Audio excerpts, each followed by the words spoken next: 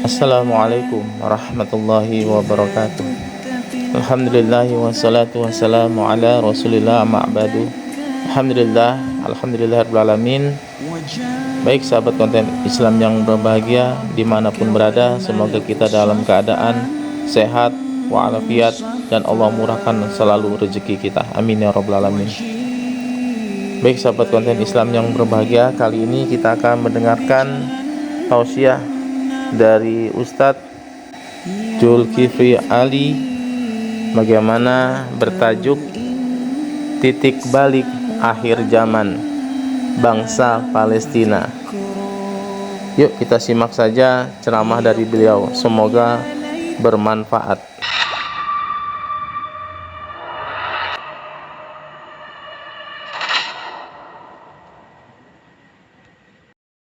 Lihatkan kajian kita di malam hari ini membedah tentang titik balik akhir zaman, yaitu Palestina. Ini terkait dengan iman, dan kita tidak bisa mengelak dan tidak boleh kita mengelak. Kenapa dikatakan tidak boleh? Ada ayatnya dalam Al-Quran, surat Al-Isra dari ayat 4 sampai ayat yang ke-7. Allah berfirman tentang janji Allah terkait dengan satu bangsa yang sangat kejam dan jahat, satu bangsa yang terlalu besar kebencian dan permusuhannya kepada orang-orang Islam yang beriman, yaitu bangsa keturunan kera dan monyet, Yahudi yang terlaknat. Allah berfirman, la tajidanna ashaddan nasi adawah lil ladzina amanu al-Yahud. Orang yang paling keras, orang yang paling jahat kepada orang-orang beriman, yaitu orang-orang Yahudi. Orang yang paling lekat dan pekat permusuhannya kepada orang beriman adalah orang-orang Yahudi. Allah takdirkan Yahudi face to face, berhadapan dengan satu bangsa yang ternyata bangsa ini juga termasuk bangsa paling cerdas, bangsa paling kuat, dan bahkan oleh Nabi Muhammad dikatakan bangsa ini paling kuat imannya di muka bumi, yaitu bangsa Palestina. Hadirin masyiral muslimin yang kami muliakan, dengan pembicaraan kita yang ingin kami peringkas, karena kita semua sudah tahu dan sudah sangat yakin di mana posisi kita sekarang. Mari kita lihat perjalanan umur umat manusia, ya, umat manusia. Habis itu baru 5 fase, bukan yang ini, satu lagi yang kecil. Lihat ini adalah peradaban jin. Sebelum Nabi Adam diciptakan, yang menghuni bumi ini terlebih dahulu adalah bangsa jin. Mereka masih berwujud kasar seperti kita, tapi mereka melakukan kesalahan besar sehingga mereka diperangi oleh para malaikat-malaikat Allah yang dipimpin oleh Azazil, yang ke depan Azazil ini menjadi iblis. Singkatnya, Allah ciptakan Nabi Adam. Sejak itu Adam mewarisi bumi untuk dilanjutkan kehidupan. Nabi Adam sampai Idris, Nuh, Hud, Saleh, Ibrahim, Lut, Ismail, Ishak, Yakub, Yusuf, Ayub, Shu'aib, Musa, Harun, Zulkifli, Daud, Sulaiman, Ilyas, Ilyasa, Yunus, Zakaria, Yahya, Isa, dan Nabi Muhammad. Nabi Muhammad ini adalah bagian yang paling terakhir karena tak ada lagi Nabi setelahnya. Ini Nabi Muhammad, start finish. Start ini adalah beliau mulai diutus sebagai Nabi dan Rasul di usia 40 tahun. Finish adalah habisnya seluruh orang Islam umat Nabi Muhammad serentak di muka bumi. Tapi belum kiamat, ya, belum kiamat. Karena kiamat tidak akan terjadi pada kita, orang-orang Islam, orang beriman yang masih hidup, tak ada. Kiamat hanya akan terjadi ketika semua kita sudah habis. Mari kita fokus kemari. Lihat. Oh ya, sebentar.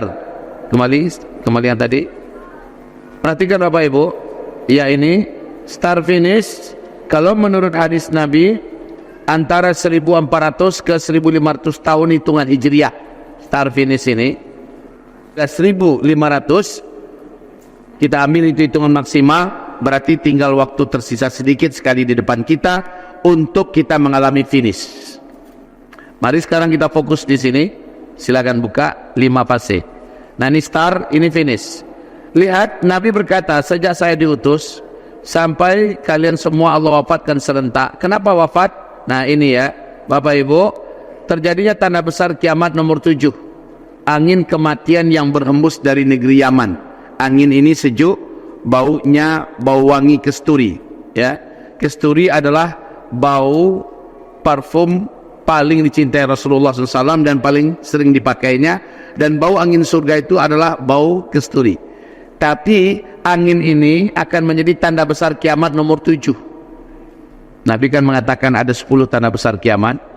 Kita orang Islam hanya menyaksikan sampai tanda besar kiamat yang ke-7 saja.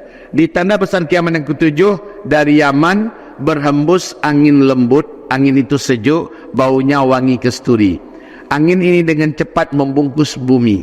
Siapapun orang Islam, umat Nabi Muhammad yang di dalam dadanya ada iman kepada Allah, dengan cepat angin ini datang kepadanya saat kulitnya tersentuh oleh angin lembut dan sejuk, bau wangi kesturi ini.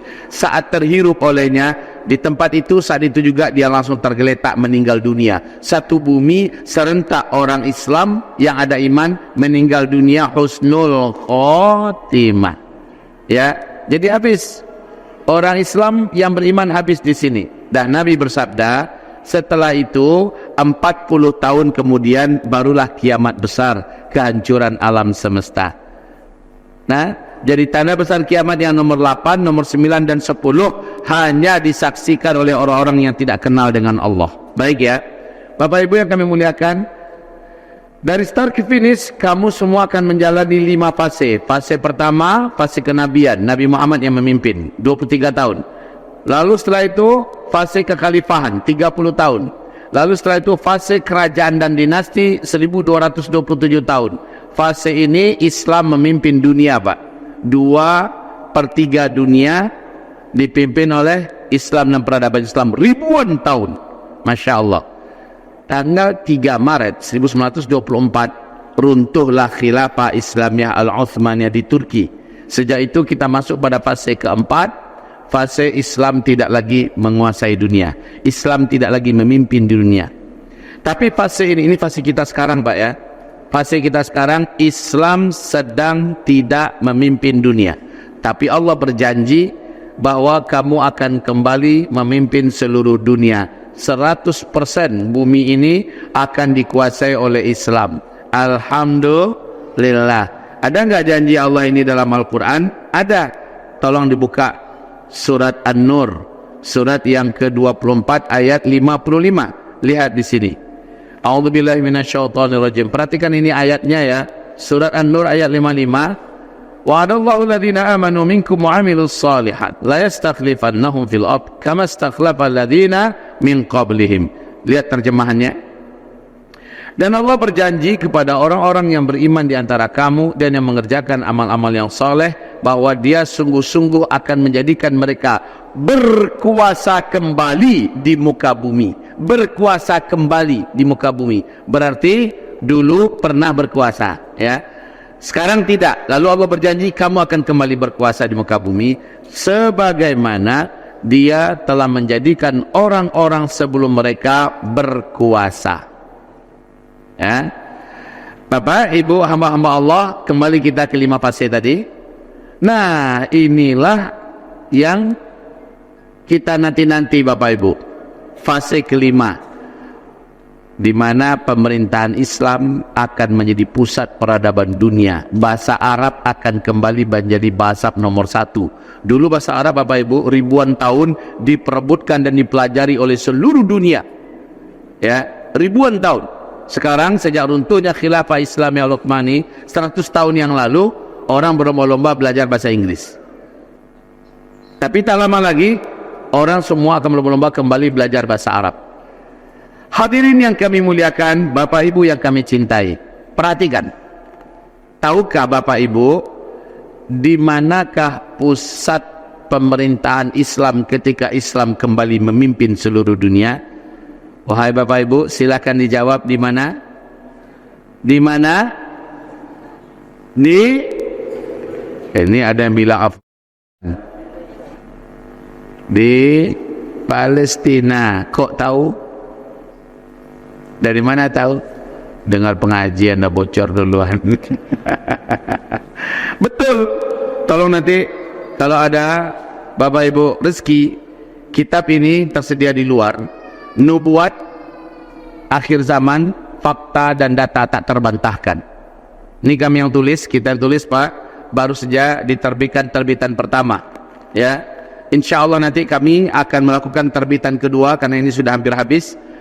Urut-urutan kejadian ini dengan rinciannya, dalil-dalilnya, fakta-faktanya, ya, semuanya tak terbantahkan dan ada di dalam kitab ini.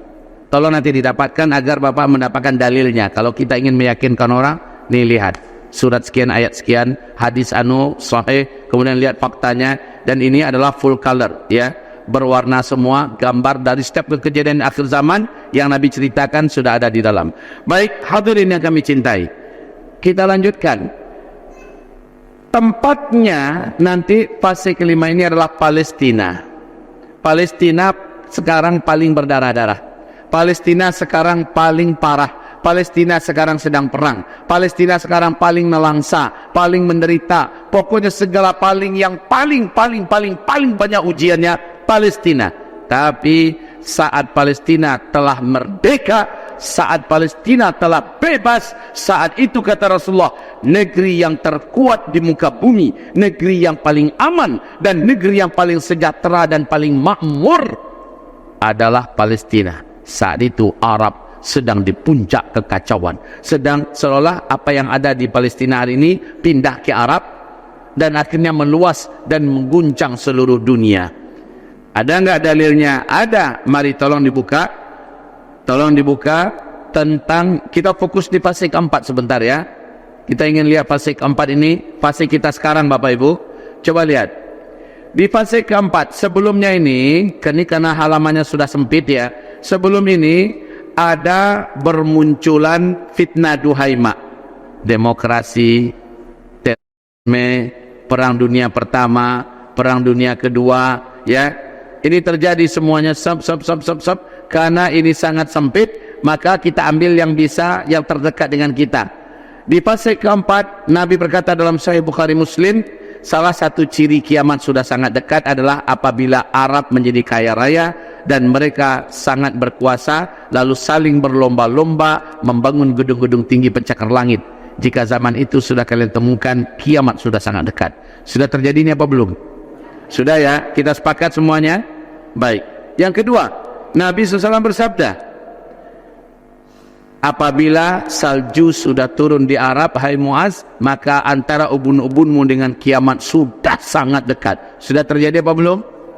Sekarang tiap tahun salju turun di Arab. Ya, bukan hanya di Tabuk, maka malah kadang-kadang masuk Mekah dan sampai ke Madinah. Oke. Kemudian berikutnya, lihat yang ketiga, Jazirah Arab kembali menjadi jahiliyah. Sudah apa belum?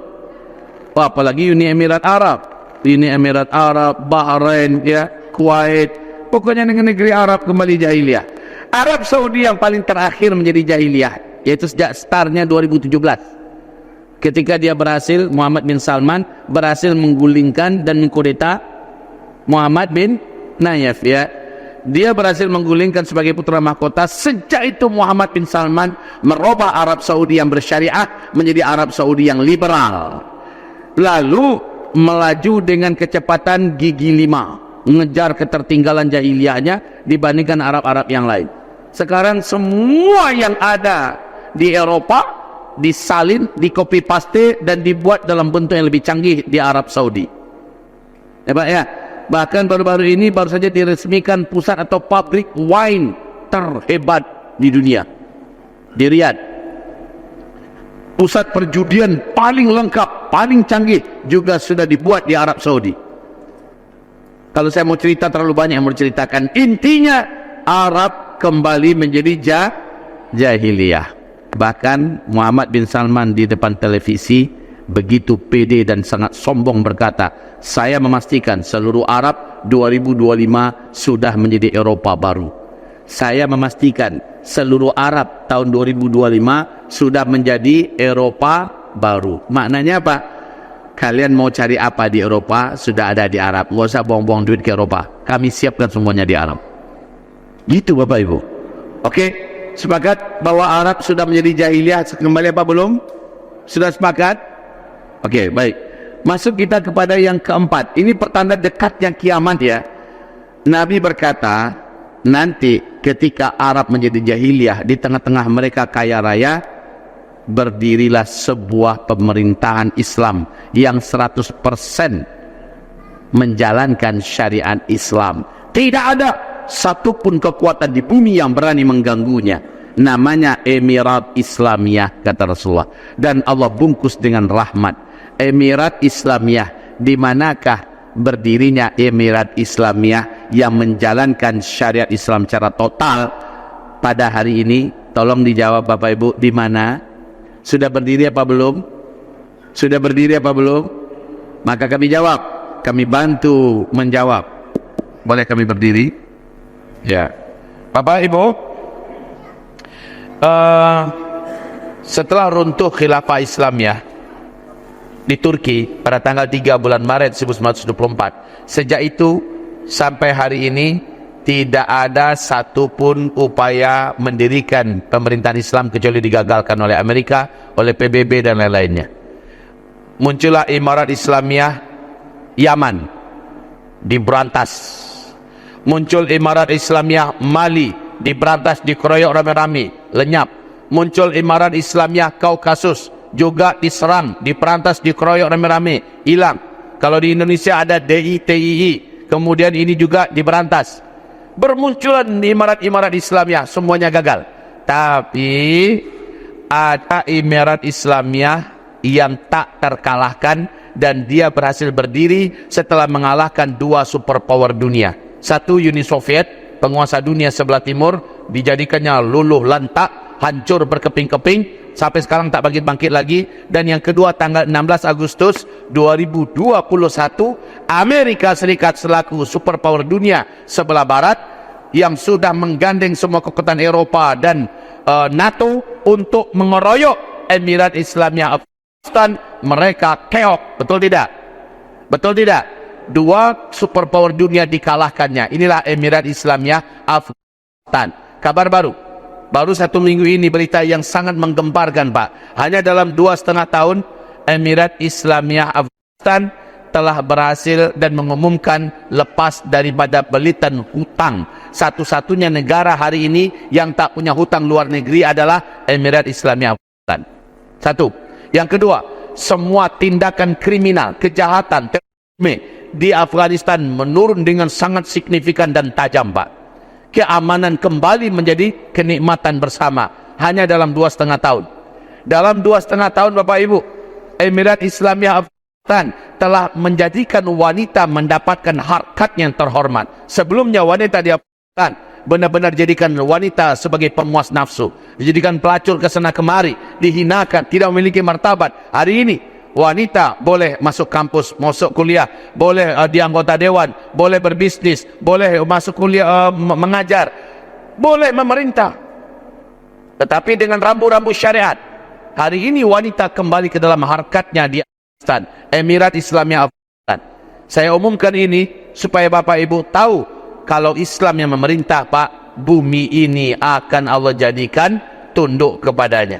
Hanya 2,5 tahun kaum muslimin, Afghanistan telah berhasil melahirkan produksi mobil sport dalam negeri, dan ini tidak kalah dengan mobil sporty lainnya dari Eropa. Masya Allah Pak, hanya dalam 2,5 tahun militer Emirat Islamiyah Afghanistan termasuk yang paling ditakuti di Asia Tengah sekarang. Bapak, ini luar biasa perkembangan ketika Islam memimpin. Oke ya, berarti ini sudah terjadi ya Bapak Ibu. Emirat Islamiyah Afghanistan sudah wujud. Lalu Nabi berkata, nah setelah itu kalian akan melihat Palestina dikhianati oleh saudara-saudaranya. Terjadilah jihad dan ribat Askelon, Askolan. Di mana Askolan? Buka peta Gaza. Ini adalah Palestina. Ini Palestina, ya. Dan ini adalah jalur Gaza yang kuning. Ada 12 provinsi di Palestina ini. Satu-satunya provinsi yang belum berhasil dikuasai Israel adalah jalur Gaza. Nah, di jalur Gaza ini Askelon. Tolong di zoom. Ya, ini adalah Askelon. Ini adalah Askelon, kaum muslimin. Menurut para ulama, dulu jalur Gaza ini masuk dalam Asqalan. Imam Syafi'i lahirnya di Gaza, Asqalan. Bapak Ibu dengar nggak nama seorang ulama besar dunia, Syekh Al-Hafiz Imam Ibnu Hajar Al-Asqalani. Pernah Asqalani. Maka dari sini itu Asqalan. Nah, serangan 7 Oktober kemarin 2023 adalah menyerbu dan menaklukkan Asqalan. Sekarang serangan sudah sampai ke Tel Aviv, Kiryat Gat, Dar el-Bala, Rehovot, Ramla, Batya, Asdod, Asqalan, semuanya sudah bergejolak dalam peperangan. Kaum muslimin, perang di Asqalan ini Nabi sudah ceritakan. Dan Nabi berkata, semulia-mulia, sehebat-hebat jihad dan ribat nanti di akhir zaman adalah di Asqalan. Asqalan. Ini yang diumumkan oleh Bapak Ibu ada mendengar nama apa? Juru bicara sambil berkata di hari ke-100 ya, ini adalah jihad dan ribat Asqalan. Padahal Nabi berkata semulia-mulia, sehebat-hebat, seutama-utama jihad dan ribat nanti di akhir zaman adalah di Asqalan. Ini dia sedang on the way. Ya. Ending daripada kisah ini apa? Kembali ke fase keempat. Lihat kembali fase keempat. Endingnya takbir dulu. Allahu Akbar. Apa endingnya di fase ini? A, B, C ya. A, B, C. Al-Aqsa kembali dikuasai oleh umat Islam. Masjidil Aqsa bebas dan merdeka di tangan para pejuang. Kemudian Palestina kembali merdeka dan ditegakkanlah khilafah Islamiyah di Baitul Maqdis, Palestina. Senang mendengarnya Bapak Ibu? Dengan kita bantu Palestina berjuang atau tidak kita bantu, mereka pasti Allah menangkan. Sekarang saja secara militer, secara pertempuran, pakar militer Amerika Serikat, Inggris, Jerman, Prancis, Belanda, mereka semua memberikan pengumuman bahwa Israel sudah kalah. Alhamdulillah. Secara militer Pak. Tapi karena Israel ini berkepala batu, tidak mau mengaku kalah, dia masih punya pesawat, masih punya bom, maka yang disasarnya adalah yang tak bisa melawan. Wanita, anak kecil, orang-orang lemah, rakyat sipil, bangunan-bangunan yang tidak bisa melawan, masjid-masjid, rumah sakit, sekolah, segala macamnya, itu yang diserangnya. Sementara face to face, fight langsung melawan para petempur, para pejuang, mereka keok dan angka kematian mereka makin tajam sekarang ini. Alhamdulillah. Tapi pembunuhan mereka kepada sipil membuat mata dunia terbuka. Hari ini kita sudah sama-sama mendengar dan menyaksikan bagaimana dunia berpihak kepada Palestina. Takbir. Dan tidak dapat dielakkan, Palestina pasti merdeka karena ada ayatnya. Ada ayatnya. Oke, sebelum kita baca ayatnya, yuk kita lihat dulu apa yang terjadi setelah Palestina merdeka. Diumumkanlah khilafah Islamiyah berdiri di Baitul Maqdis. Coba peta Gaza tadi dulu, baru hadis ini ya. Peta Gaza tadi dulu. Yang mana yang Baitul Maqdis? Nah ini, dari sini lihat arah laser ini. Nah, ini adalah Baitul Maqdis. Baitul Maqdis itu adalah sini. Ini termasuk jalur Gaza, Askelon, termasuk adalah Baitul Laham. Ya, ini Baitul Maqdis semua. Sementara yang Masjidil Aqsa di sini, Masjidil Aqsa. Saya Bapak Ibu, alhamdulillah tiap tahun dengan izin Allah semata-mata selalu masuk Palestina antara 2 sampai 3 kali setiap tahun. Termasuk dalam suasana perang ini, saya sudah 2 kali masuk ke Palestina dan bawa rombongan jamaah. Bapak-bapak, ibu-ibu, satu keluarga, muda-mudi, saya bawa semua. Kami sholat di Masjidil Aqsa dan rakyat jamaah melihat langsung bagaimana rakyat Palestina, mereka berikan bantuan dan mereka bantu juga Masjidil Aqsa sesuai perintah Nabi. Kami masuk aman, Pak. Selama beribadah di sana aman karena yang perang itu di sini ya, ini wilayah perang. Ini wilayah perang, sementara yang ini wilayah turis. Kita memang ambil visanya dari Israel. Betul kita membayar kepada Israel. Tapi demi Allah Pak, kita masuk ternyata kita ikut menjaga kelanggengan Masjidil Aqsa. Kalau kita sudah tidak masuk lagi, Masjidil Aqsa sudah dihancurkan. Hanya Indonesia yang masih bisa masuk ke Palestina hari ini Pak. Dan dengan kita masuk, Masjidil Aqsa masih berpikir ribuan kali tentara Israel untuk menghancurkannya. Sebab Palestina masih dibutuhkan, masih didatangi, dan orang masih ingin sholat di dalam Masjidil Aqsa. Oke, tapi kalau kita sudah tidak datang lagi, mereka akan punya bahasa. Masjidil Aqsa sudah tidak dibutuhkan lagi, sudah tidak dipedulikan lagi. Jadi kami ingin membangun Solomon Temple, ya sudahlah, kami akan hancurkan ini, apapun kata dunia terserah. Tapi kita masih masuk. Oke Bapak Ibu, kita masuk, dan ini sudah difatwakan ulama-ulama dunia. Siapa punya kemampuan, berangkatlah ke Masjidil Aqsa. Aman tuh Bu ya, enggak ditembak kita. Yang ngasih visa adalah mereka. Kemudian yang menjaga keamanan kita adalah mereka. Di sisi yang lain, rakyat Palestina sangat merindukan, sangat mencintai kita. Jadi Israel penjahatnya menjaga, melindungi kita, sementara Palestina bahkan rela mengorbankan nyawa mereka untuk melindungi kita Pak. Jadi insya Allah belum pernah bertahun-tahun ini saya bawa jamaah, ada satu saja jamaah yang dikejar, ditangkap, kena peluru nyasar semacamnya. Enggak, aman demi Allah, aman. Ya, kalau ada rezeki kita, mari kita berangkat ramai-ramai. Mari kita ke Umrah plus Aqsa, minal Masjidil Haram ilal Masjidil Aqsa. Ya, baik Bapak Ibu, insya Allah nanti kalau nggak salah saya di Oktober saya akan berangkat lagi. Nah, siapa tahu ada yang mau merapat, sama-sama.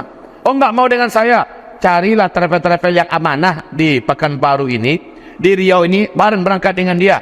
Bagi saya berangkatlah ke Aqsa itu lebih seru, ya, lebih sesuai dengan tuntutan iman akhir zaman ini, demi menjaga eksistensi Masjidil Aqsa. Oke ya. Jadi yang Baitul Maqdis ini, di Baitul Maqdis ini ada perlawanan namanya, dan Nabi berkata di sini akan diumumkan berdirinya khilafah Islamiyah di akhir zaman. Buka hadisnya, coba hadis yang tadi. Tolong perhatikan, bukan yang ini, yang Asqalan. Oke, ini Asqalan. Asqalan daerah yang tadi kita kasih lihat petanya ya. Hadis ini sahih oleh Syekh Albani dalam silsilah al hadis as-sahihah nomor 3270. Oke, sekarang kita lihat terjemahannya. Mari Bapak Ibu perhatikan ya. Awal urusan ini adalah kita ada berapa fase tadi? Ada 5. Ada 5 fase, kita berada di fase keempat. Kan gitu tadi kan? Oke, kita lihat. Awal urusan ini adalah kenabian yang dirahmati. Ini tadi fase pertama, Nabi Muhammad yang memimpin kita. Lalu setelah itu adalah kekhalifahan yang dirahmati. Ini fase kedua. Berapa lama tadi kekhalifahan? 30 tahun. Kalau kenabian berapa? 23 tahun. Kemudian berikutnya kerajaan yang dirahmati. Berapa lama kerajaan? 1227 tahun. Ada 3 dinasti ya. Dinasti Bani Amawi, dinasti Bani Abbasi, dan dinasti Bani Utsmani. Oke? Dan berikutnya adalah kerajaan yang dirahmati. Kemudian berikutnya, fase pertama, fase kedua, fase ketiga, Islam mendominasi peradaban dunia ribuan tahun. Di fase keempat ini, Islam tidak memimpin dunia, tapi pada fase itu berdiri sebuah imarat, dan itu dirahmati. Imarat yang dirahmati. Masya Allah ya. Seolah-olah Nabi pernah hidup di zaman ini, kemudian kembali ke zamannya untuk menceritakan apa yang akan terjadi. Emirat Islamiyah itu telah kita ceritakan tadi. Di mana Bapak Ibu? Di Afghan. Dan Nabi berkata akan muncul nanti pasukan Imam Mahdi, mereka cirinya begini. Demi Allah semua ciri-ciri itu yang diceritakan Nabi Muhammad adanya di Afghan hari ini. Itulah pasukan. Kami sangat yakin 100% semua cerita Nabi tentang pasukan elit yang akan mengawal Imam Mahdi adalah, dan mereka senantiasa hadir, menaklukkan, dan tidak pernah dikalahkan ya. Insyaallah ta'ala tak lama lagi akan bergabung dengan dan lain-lainnya. Takbir. Baik, lanjut. Kemudian pada masa itu manusia saling berebutan kekuasaan dan jabatan. Berarti pada masa ini ya, manusia saling berebutan jabatan dan kekuasaan, sebagaimana kuda-kuda dan keledai lapar berebutan makanan. Rasa-rasanya sedang terjadi apa tidak ini? Sedang terjadi apa tidak? Termasuk di negeri Konoha ya. Berebutan jabatan, kekuasaan gila-gilaan Bapak Ibu. Kalau di Timur Tengah sampai ketika berdarah-darah. Di Sudan, di Libya, ya, di Suria, sampai berdarah. Dan sebentar lagi, insya Allah ta'ala Mali Arab Saudi. Meninggal Raja Salman besok nih. Lihat, pangeran-pangeran yang ada itu akan saling tikam menikam. Akan saling mengumpulkan kekuatan militernya, pasukannya, saling perang Bapak Ibu. Dan hadis menyebutkan ini sangat banyak. Oke? Lanjut kata Rasulullah, maka pada saat itu kewajiban kalian adalah berjihad, dan sesungguhnya sebaik-baik jihad adalah ribat, dan sebaik-baik tempat ribat adalah Askelon. Ini yang dikatakan oleh hada ribat Asqalan. Ini adalah ribat Asqalan. Oke, Bapak Ibu, kita kembali ke pasal keempat. Lihat apa yang terjadi setelah Palestina merdeka. Ini setelah Palestina merdeka, yang terjadi adalah dunia terbalik. Seluruhnya tidak baik-baik saja. Justru ketika itu Palestina sedang di puncak-puncak jayanya. Palestina sedang di puncak-puncak amannya. Palestina sedang di puncak-puncak kuatnya. Dan dunia sedang seguncang-guncangnya. Tolong dibuka di Zoom yang ini. Minta maaf Bu, kaget ya Bu ya. Saya lihat ada ibu yang udah makan malam Bu. Minta maaf ya Bu ya. Ya, memang kadang-kadang suara kami tidak bisa dikendalikan. Walaupun ini berat Pak, tapi harus kita lalui. Karena yang mengalami bukan hanya kita saja ya Pak ya. Seluruh dunia ikut mengalami, khususnya Arab. Mungkin Indonesia punya daya dan pertahanan agak lebih mending lah. Tapi Arab betul-betul kacau. Arab, Eropa, Afrika, benar-benar ya, dunia betul-betul dalam keadaan kegoncangan. Ada 8 petaka besar ya yang terjadi pasca Palestina merdeka. Pertama, terjadi krisis ekonomi terparah dalam sejarah. Bahkan kata Rasul, tingkat negara pun tak bisa memberi gaji kepada para pegawai. Pabrik-pabrik tutup, industri-industri berhenti ya. Kemudian banyak PHK massal terjadi di mana-mana. Harga-harga mata uang menjadi tidak ada nilai sama sekali.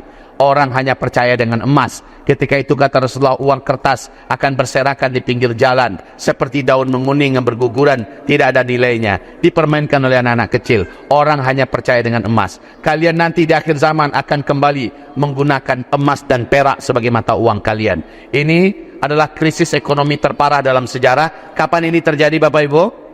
Kapan terjadi? Saat Palestina sudah merdeka. Dan Palestina tak lama lagi insya Allah merdeka. Ayo yang punya uang sekarang, tolong segera bertahap belikan kepada emas. Simpan diam-diam. Bapak Ibu ada uang, simpan, belikan 1 kilo, 2 kilo, simpan. Kok stres dengan Pak?